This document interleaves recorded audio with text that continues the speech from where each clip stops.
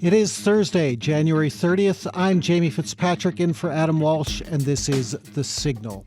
We all want more from our local town council, and you can bet that your mayor and councillors have their own wish list of projects and improvements. But here's a more tangly question. How do we pay for it all?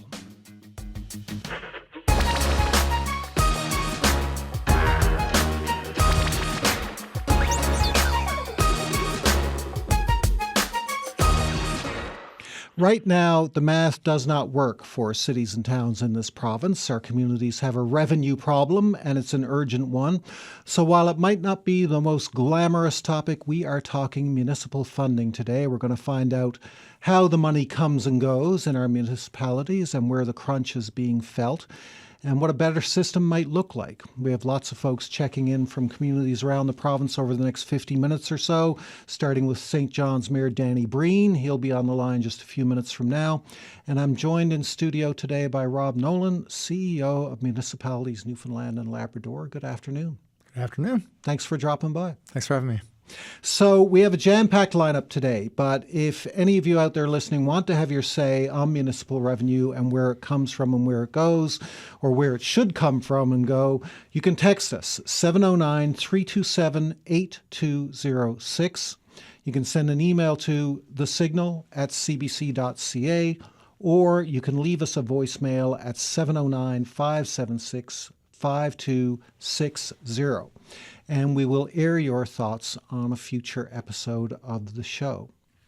So, Rob, we were talking just before we were on the air about how municipal budgets and revenue and checks and balances in the budget can be a bit of a dry topic, but the results have very real consequences for all of us. Right? Absolutely. So what are we missing out on if a town is running into a cash problem? Where do we feel it? So just to set the stage, municipalities are responsible for about 60% of infrastructure costs across Canada. And that's certainly the case in Newfoundland and Labrador as well. And for every tax dollar, municipalities get about 12 cents from that tax dollar. There's a competitive process for funding that comes from the province or the federal government to municipalities, and revenue sources, direct revenue sources for municipalities are limited. Property tax, business tax, there's now an accommodations tax for municipalities, and there's some fees that municipalities can levy. But municipalities depend on transfers from the province and from the feds to have the big ticket items like infrastructure in communities. And when we're talking about infrastructure, we're talking about what you see when you walk out your door or stay in your house. When you turn on your tap, you expect water to come out of it. When you walk out your front door, you expect to have a road that's walkable or drivable. You expect to be able to cross bridges to get through your community or to other communities. And the way in which that's accomplished by municipalities is largely through funding from the province or the feds. That process can be quite convoluted for municipalities to access, especially our smaller municipalities. So 78% of our municipalities across the province have fewer than 1,000 people, and most of those municipalities have one or fewer staff members. So they might have a town clerk who works 2 afternoons a week. That town clerk has to deal with everything to do with town administration, but then they also have to cobble together enough funding from the feds or from the province to accomplish those big ticket infrastructure projects.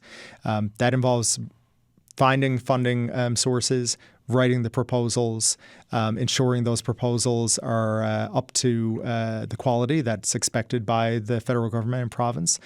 So it can be quite time consuming, and often our municipalities are under-resourced to actually accomplish that. There's also the layer that even if they are able to apply for funding, it's a competitive process often.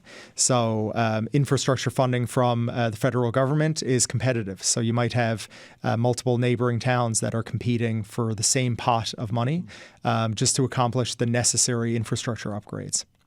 And as you said, we're talking about a lot of small communities in this province. I don't think it's that unusual that in some cases the council is all volunteers and the town office might have one employee or two or something like that, right? So they have a lot on their plate, and navigating this system of funding from government and filling out applications and the rest of it, having the expertise and the time to do it is a lot to ask. Absolutely. All right. So all of us know about property taxes, at least those of us who are owners. Businesses know about business taxes. We all know about permit fees, the kind of stuff that we all pay from time to time. So how much of that accounts for revenue in a community on average, or does it vary a lot? It varies greatly, I would say, across the province, but that really goes towards the necessary operations in these towns. When we're talking about the larger infrastructure upgrades or new infrastructure in towns, that has to be sourced through provincial and federal sources. And it's not a new conversation. We had a President's Task Force on Fiscal Framework in 2004. We had a paper done by Dr. Wade Locke in 2011, put out a position paper ourselves in 2014. So this is a long-standing conversation around how do we revise the fiscal framework for municipalities to ensure that there's a more equitable distribution of funding. So fees and taxes paid at the local level really, at best, only cover the bare minimum of what has to be done. Keep the lights on, you could say. All right, from poking around with this one, I did see a story from a couple of years ago when your organization, Municipalities NL, was sounding the alarm on a federal infrastructure program. At the time, there were millions of dollars sitting there allocated to Newfoundland, to this province, for infrastructure. We were like 1 month before we were hitting a use it or lose it deadline. And there was millions of dollars that still hadn't been handed out specifically for the kind of projects you're talking about. How does something like that happen? That was a few months into me coming into the role, and we were very worried about that when we realized how much money was on the table and potentially left on the table. The question of how does something like that happen? That program, ISIP, Investing in Canada Infrastructure Program, was that program that is now shuttered. That required that the portion that went to municipalities would be filtered through the provincial government. That was one of those programs that I mentioned that municipalities had to apply for, and it was a competitive process. So that had to be adjudicated by the bureaucracy and the political class. And there was a bottleneck in funneling that money from the feds to the province to the municipalities. We fought hard, and the money made it out to our communities. But it also allows the province, and this is not a criticism of the province, but if they need additional infrastructure funding for highways, for example, they can take some of that money that was initially meant to go to municipalities and put it toward traditionally provincial roads.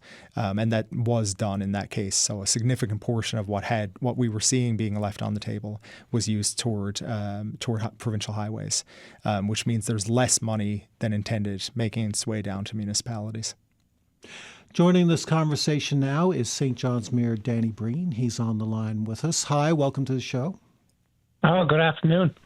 How big of a topic in amongst you, the other councillors, and the circles you move in, is the whole idea of revenue, funding models, and how we get the budget where it needs to be?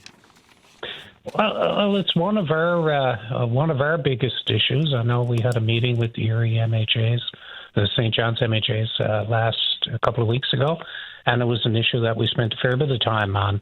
If I could kind of capsulize this, as the capital city, we're very unique, not only by size but also by the services that we have here in the city, and we're seeing here modern day city problems. And we're trying to deal with them with an antiquated legislation and an antiquated fiscal framework. So we're finding ourselves trying to get into new areas that need to be addressed and participate in those, but not having the fiscal ability to do so because we're still reliant on property taxes as our key source of revenue. Can you give us a sense of where the city would feel that? I mean, I guess everyone at City Hall, it's your job to worry about the budget and where it's coming from.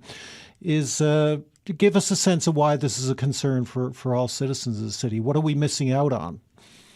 Well, I think if you just give you a couple of examples, if you look at economic development, I think we have a responsibility to drive economic development in the city and in the region. We just formed a regional economic development group, Advantage St. John's, with our partners in the town of CBS and the town of Paradise.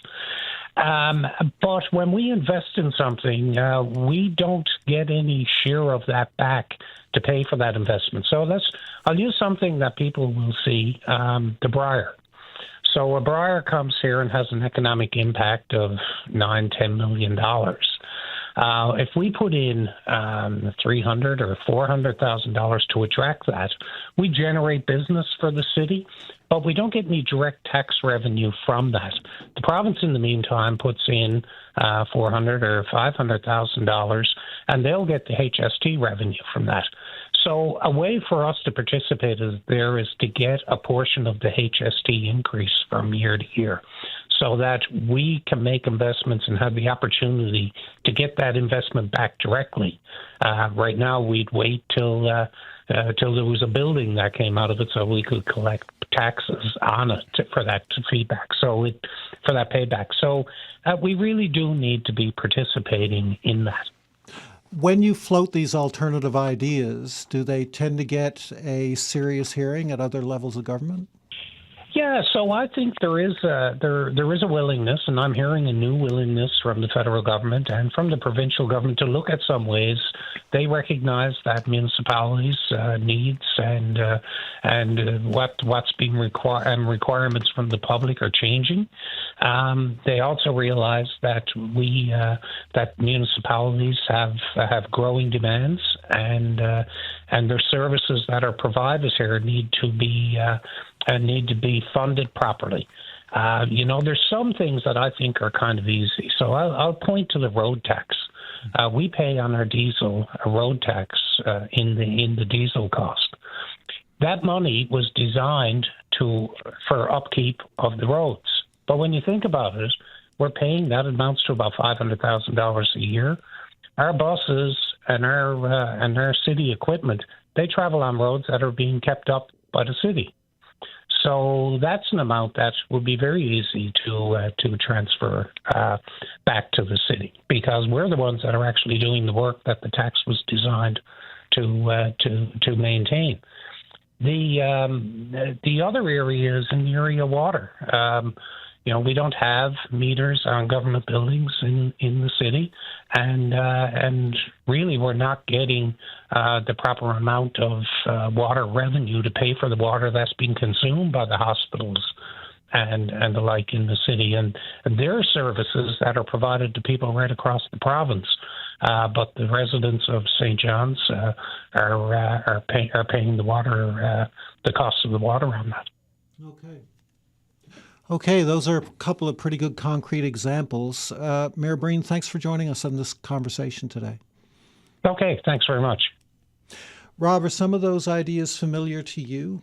And some of these discrepancies where municipalities are bearing the burden of an upkeep on a service or maintenance, yet any revenue that might be generated, related revenue to that, goes elsewhere? Absolutely. Mayor Breen brings up the argument for a portion of HST revenue, and that's a constant rallying cry by M&L and our municipalities. I mentioned Dr. Locke did a report in 2011, and that was a key piece of that conversation. What would it look like for municipalities to retain a portion or receive a portion of sales tax? And the number he ended up with is that could potentially provide up to $100 million annually to the municipal sector. And Mayor Breen's right. The work that municipalities do for economic development, they're not reaping all of those benefits. And they're depending on property being purchased or or one of the other measures that they have. Mayor Breen also mentioned the road tax in diesel costs for municipalities. When the provincial gas tax was initially put in place, there wasn't a portion transferred to municipalities. Around 2015, M&L took on some significant advocacy to get a portion of the provincial gas tax transferred to municipalities. So that was a big win and a big step forward.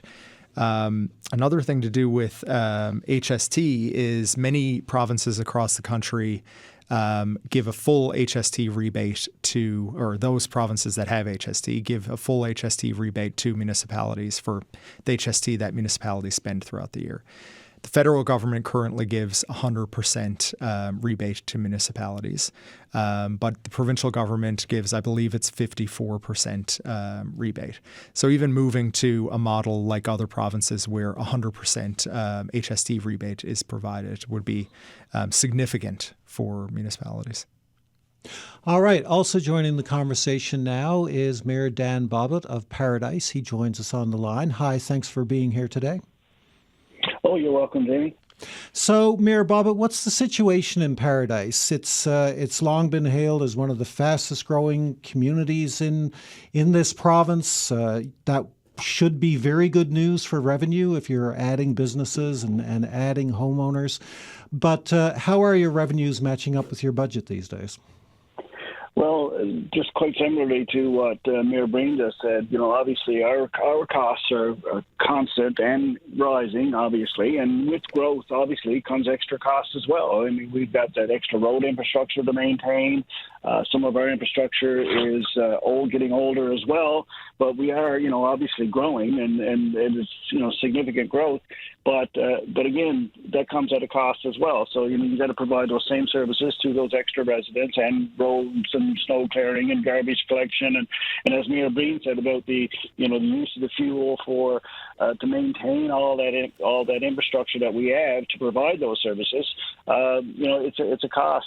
And, I fully support the position of M&L and their advocacy work on, coming up with a new fiscal framework. And we've been talking about this for a while, actually, from the M&L perspective, since I've been on council for the last 20 years. I know Church Rogers used to be the president of M&L at that time, or whatever, and he was advocating at that time for maybe a new framework, or even if they gave 1% of the taxation, like federal tax, towards municipalities, because we do have the bulk of the infrastructure to maintain and install, right? So this is nothing new, I guess, but again, the advocacy piece is good from the M&L and the Federation of Canadian Municipalities to lobby for and advocate for a new framework.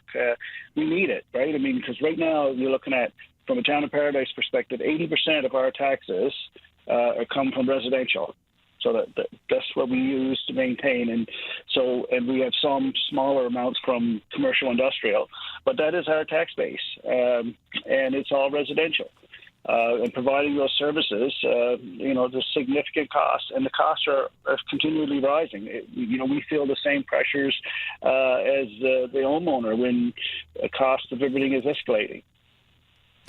So when it comes to taxes and fees that your community is able to collect, did I hear you right? Did you say that covers about 80% of what you need every year? 80% of our total budget comes from our residential tax base. That's what I was saying. Do you think you could squeeze that much further? No, not at all. I mean, our mill rate, we maintain the mill rate. We have a balanced budget. We're squeezing it. We're as efficient as we can be. We, as a town, and operating costs, we look at all those on a regular basis. We've got to bring in a balanced budget every single year. We're mandated to bring in a balanced budget every year, and so there's certain things we can do, and certain things we got to say no. They're must-haves, and there's wants, and so the must-haves come first.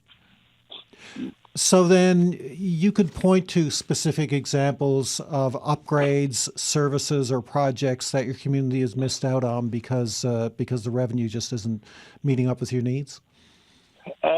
Well, there's always some, right? You know, you're looking at different recreational amenities. That's one in particular, right? I mean, you know, obviously we look at those as they're not essential services, but you know, it'd be nice to be able to provide the amenities for our residents that other municipalities can avail of, right? That's just one, but extra taxes would obviously go a long way for there. But our biggest mandate is the essential services.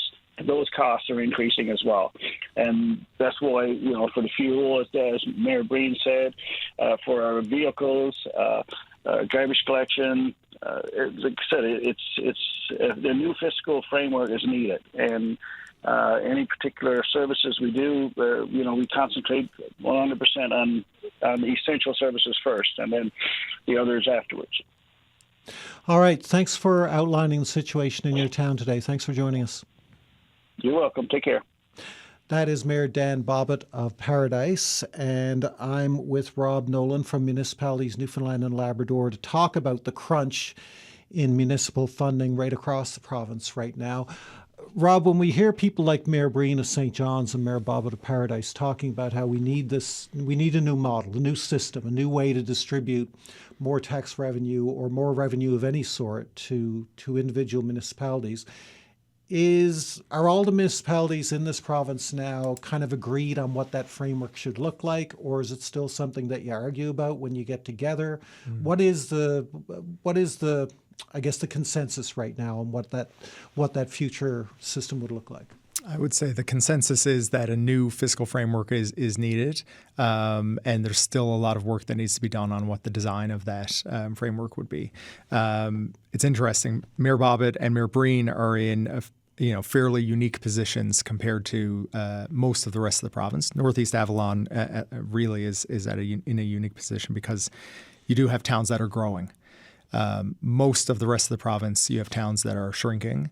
We have the oldest population in Canada, fastest aging population in Canada, and those demographics come with unique challenges across the province.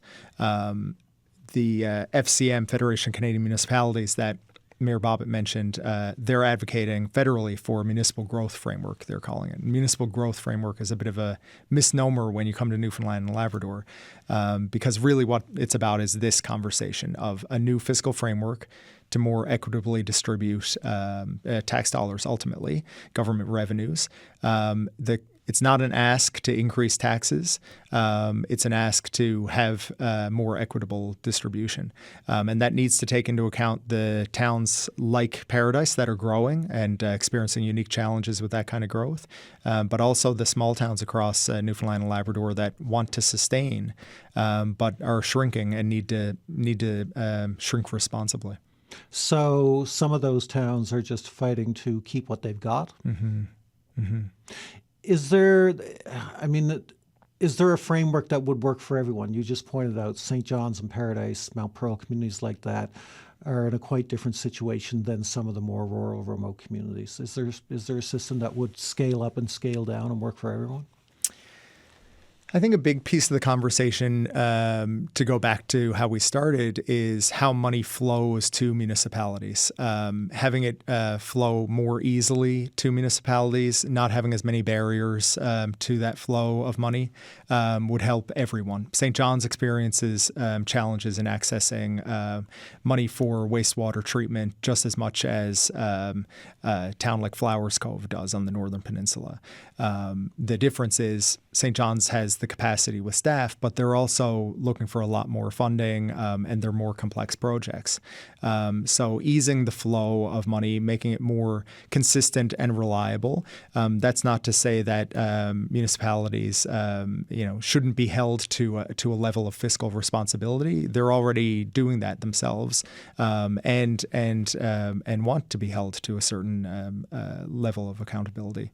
But it's about ensuring that those barriers aren't there or that are in place just because a town either has a small number of staff or because the provincial government or the federal government have made things so complicated that even in a capital city like St. John's has difficulty accessing funding. You did mention that pots of money that are out there, particularly at the federal, I guess mostly federally funded, tend to be competitive. So the town that can figure out how to get the application in and how to make it look good will do better, or hopefully do better, than a town that isn't that might have just as acute needs. If there's only so much money going to be put into that pot in the first place, I don't know, is there an alternative to a competitive system? It's a good question. We're currently having conversations around what's being referred to as the CHIF, the Canada Housing Infrastructure Fund. That's largely a replacement for the previous infrastructure fund that we talked about, but we're still waiting for, and we're working with the province to find out more information on the next infrastructure fund. Canada Housing Infrastructure Fund is one of these that has a fairly low allotment for Newfoundland and Labrador, has a competitive process, and to your point, there needs to be some sort of adjudication, of course. We have 2 staff on 2-year contracts right now that have the sole goal of helping towns to access housing and infrastructure funding for this exact reason, that it shouldn't be the case that a town doesn't get their necessary funding just because they didn't have the capacity to write that application. It should be about needs on the ground. A town that has a part-time clerk who is overwhelmed by their work shouldn't be set at a disadvantage when they have significant needs in terms of infrastructure or services. Do you feel a little bit like you're at a disadvantage, even if you have a united front of municipalities behind you, and step into a meeting with government? Do you kind of feel like you're saying, "Look, could we have a couple of nickels out of that envelope and maybe 1% of this tax?" Do you feel like you're a little bit cap in hand? You're not necessarily negotiating from a position of strength? It feels that way sometimes. We have a good relationship right now with the provincial government. We've had some wins that are fairly significant in this realm over the last couple of years. 2 years ago, we advocated for an increase to municipal operating grants that's providing some significant support to municipalities. We're also working on specific issues that will help with fiscal stability. So last year, we advocated for an increase to funding for fire departments that, of course, fall under municipalities. And when there's a gap in budget for a fire department, either that needs to be found in the municipal budget, or what often happens, and we all know this from going around Newfoundland and Labrador, fire departments have to fundraise to make up the necessary funds. The province agreed to provide additional funding last year, and we're very pleased with that. Our towns and fire departments are very pleased with that. That means that money that the municipality might have been able to cobble together to help the fire department can go towards those necessary services and infrastructure in the town. They didn't have to redirect it toward that. So there's ways in which we can work with the province and nibble at the edges, for lack of a better term.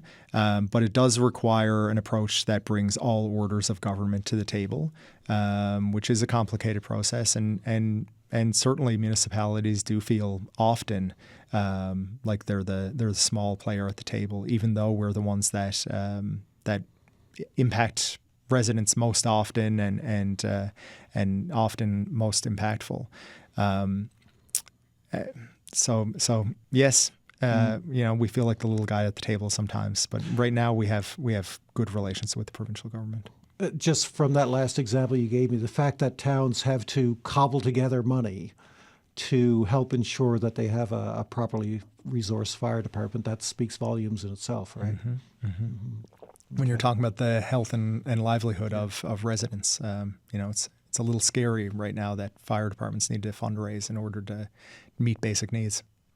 Let's go to Stephenville now and speak with Mayor Tom Rose. He is on the line with us. Hi, Mayor Rose. Welcome to The Signal. Well, thanks for having me on, and good afternoon. Tell me a little bit about the budget, the revenue and budget situation in Stephenville. Are you feeling the crunch, and where are citizens feeling it the most? I guess it's kind of a two-part question there. We have $11 million budget, the balanced budget submitted to the municipal provincial government.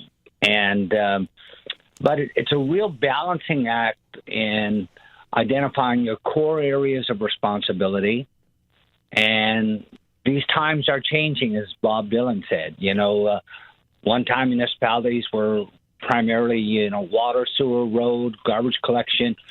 But now there's a heightened responsibility. It appears that municipalities are involved, we're involved with everything from the arts to now affordable housing, to culture, to the environment. There's so many other streams there that have expense line items associated with it. And what we've done is we've tried to manage the budget to have the least impact negatively on our citizens. And when we speak about our citizens, we talk about our residents and primarily their property tax and water and sewer. And then it's your business, your commercial business. So in Stephenville, our assessments have been going up like most communities. We're a growth community now. Last year, our business permits and residential housing permits were up by 30%, with pending industries moving into Stephenville in 2025 and announcements, final investment decisions from World Energy, Atlas Salt. So what we've done is we've reduced our mill rate since I become the mayor on property tax for residential by 0.4 mils to kind of offset the increase. But it is challenging for, I would say, when we talk about the equitable ratios for Newfoundland and Labrador, and we have over 250 communities, that it's really tough on the really small communities. So under the Municipal Act, we are allowed to have debt load ratios, 15 to 20%. You're starting to cap out. But no municipality can borrow unless you have approval from Municipal Affairs. We've been a little fortunate, too, because in the town of Stephenville, we own land. So a couple of years ago, to create one job, to build one commercial facility, we would probably transfer land for $1. But now there's so much attention on Stephenville because of the economic green signing of the energy accord with the German chancellor and the prime minister in Stephenville a couple of years ago in the pending World Energy project, that now we're able to sell land for $3-4 a square foot. And that's helping the town of Stephenville to get their 20% ratio on a municipal capital works project. Sometimes we can use that revenue rather than borrowing or increasing taxes. But when I think about what's happening in Newfoundland and Labrador and the great work municipalities Newfoundland and Labrador is doing with us in lobbying and championing the feds and the province, is if there's one thing, like right now, large communities, we pay 20%. The province and the feds pay 80%. Small communities, they only have to pay 10%. So maybe it's time to change that ratio. Maybe small communities, they get 100%. And maybe middle-sized communities or a couple of cities we have, they can go from, instead of paying 20, maybe 15 to 10. So, because it is very challenging. It's such a mix, and in this province is widespread with 250 plus communities. Thank you for some of that information and some of those suggestions. It's good to get the perspective from Stephenville. Thanks for joining us today. Anytime. Take care. So that's Mayor Tom Rose of Stephenville. Rob, he brings up a couple of good points. One is that in some communities, and Stephenville, it sounds like is one of them, there are times when you have extra cards you can play. So they have some land that they can gain revenue from if need be. They right now have a thriving business environment. And he also mentioned that, there might be some ways in which municipal funding systems could not necessarily have to be one size fits all. It could depend on your needs or depend on the size of the community and that kind of thing.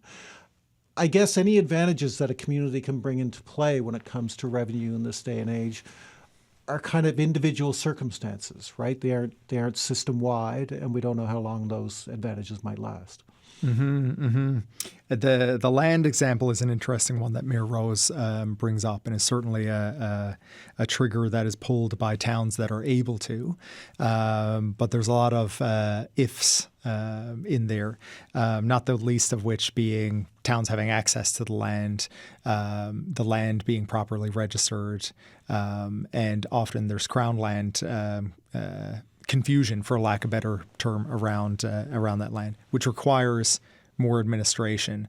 And for a town of Stephenville, size of Stephenville, again, back to internal administration, they're not incredibly capacitated, but they do have the staff to do this work, and they have a great team of staff. But as you get smaller and smaller, and again, back to those individual town clerks, finding those creative solutions are much more difficult.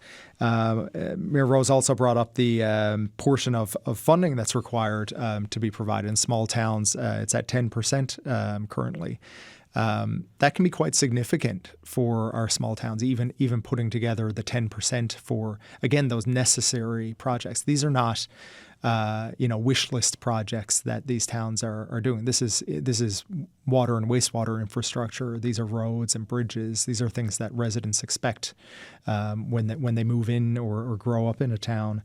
And we've heard instances over the last few years, especially when we had significant and steep inflation, that a delay between approval of funding and receipt of funding would mean a cancellation of a project. There were multiple towns that had the 10% when it was a quote at a certain amount.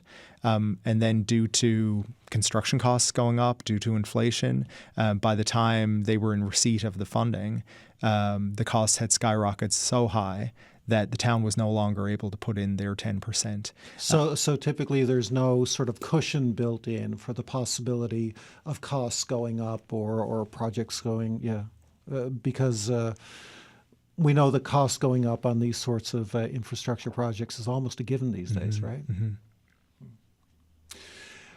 So we have another guest on the line now. After 3 decades as a municipal administrator, Gerard Lewis is a consultant to local governments as a partner in LW Consulting in Mount Pearl. He joins us now. Hello. Good morning. Thanks so much for joining us today.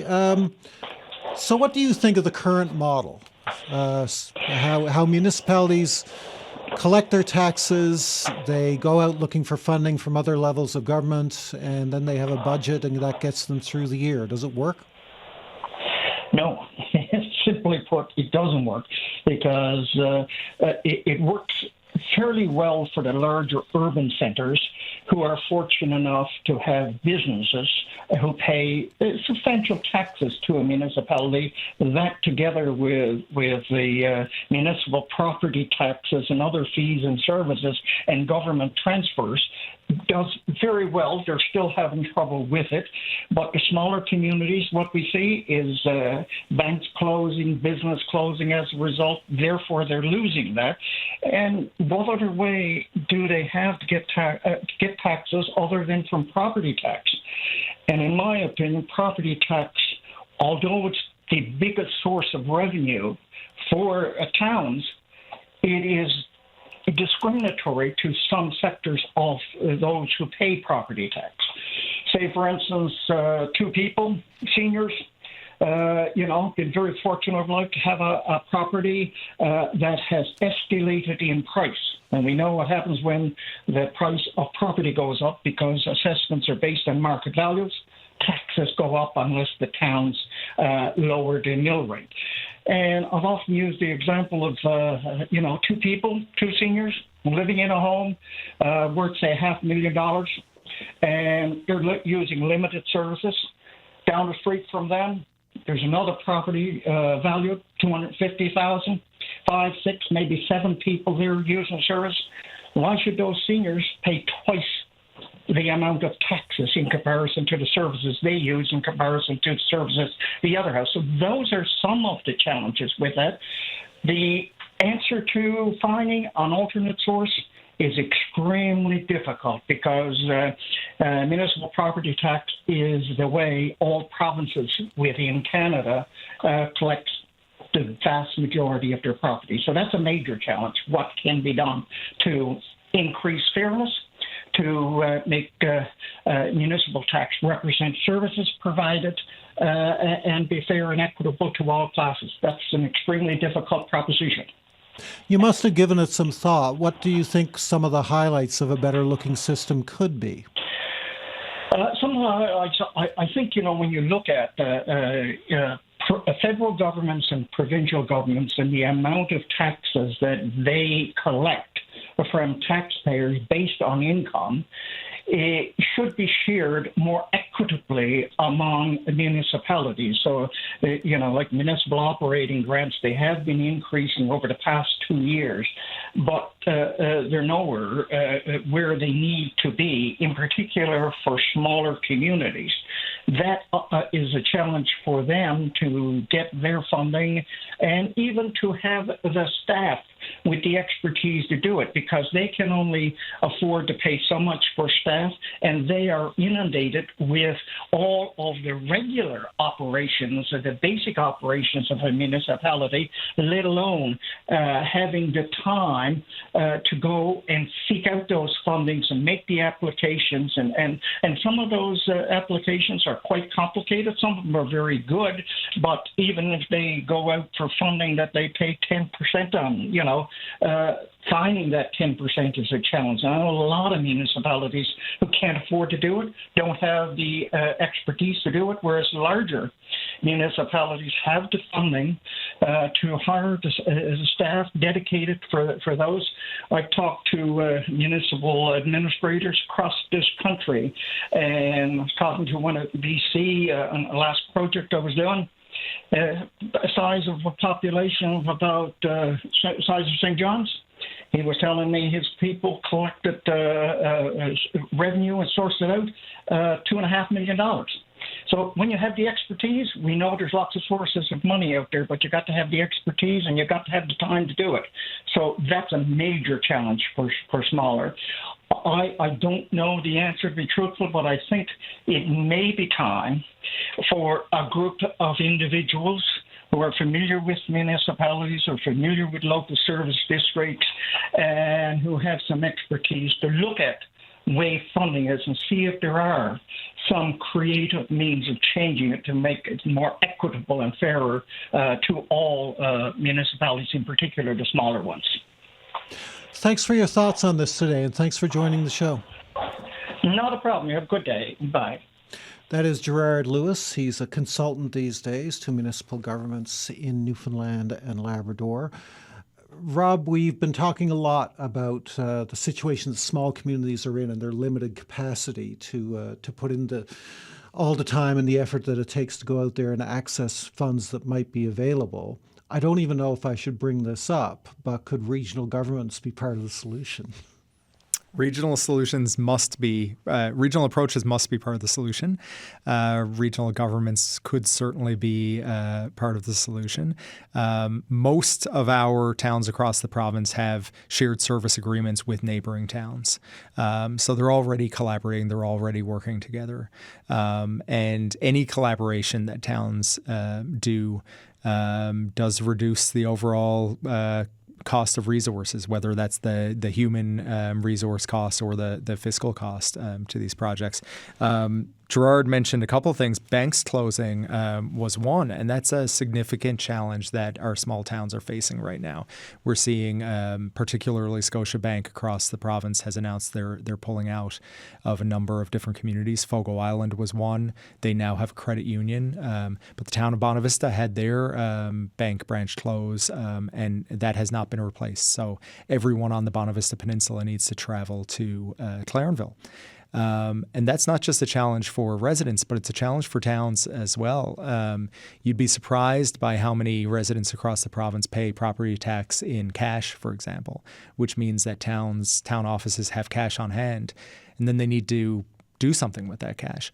So a couple of towns have instituted solutions where they don't have a banking branch in an agreement with a hardware store or a store in the town, where they'll transfer them cash and then they'll get transferred back to their account money.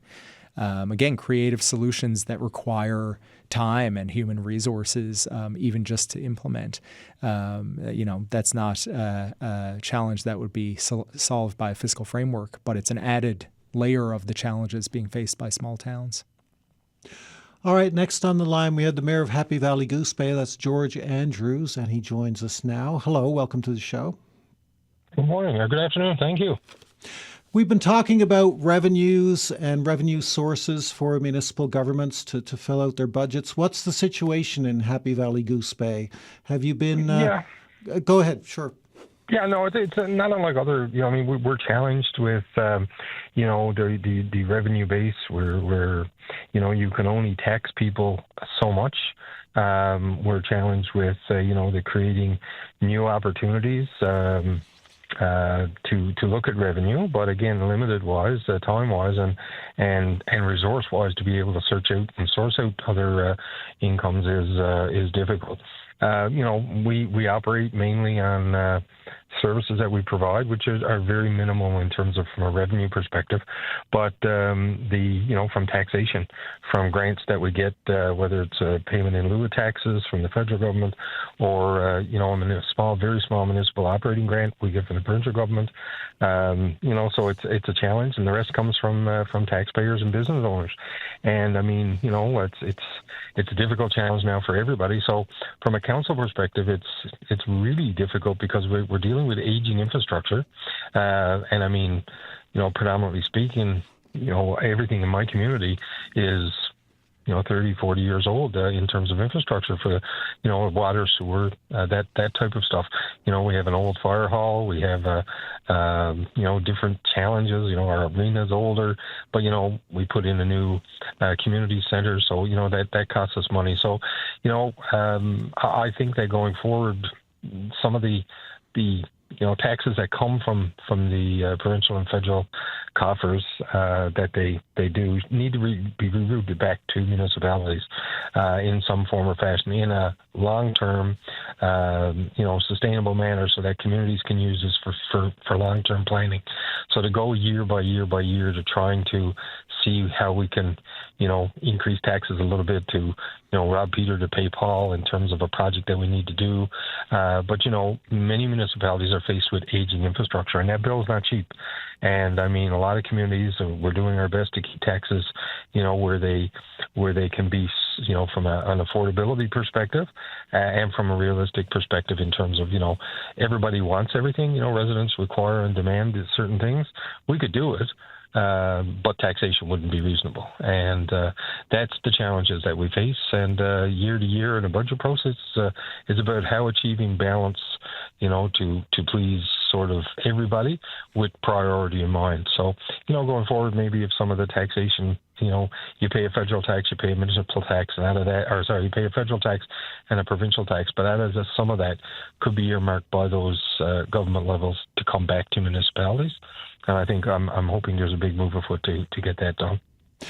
We were talking earlier in this program about how some of the available money for specific infrastructure projects that's made available by the federal government is competitive money, and you had to go through the application process and see what happens. Have you been very successful in recent years on that front? Are you able to access some of those funds? Yeah, we managed on some, but again, listening to some of what the previous caller had said, the larger communities who have the luxury of resources are, more successful. I think the larger city-wise and larger cities and communities that have the ability, because some of the application processes that are required is just arduous. And I know some communities, I spoke to some people that say, look, it's just not worth their time to go through all that effort and then not receive a look-in, we'll say, at projects.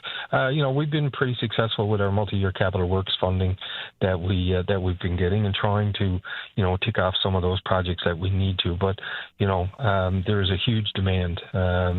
The demand exceeds the supply in terms of, what's required, what the expectation is, and what the availability from council to be able to provide is. Thanks so much for joining us on the show today. Have a great day. Thank you.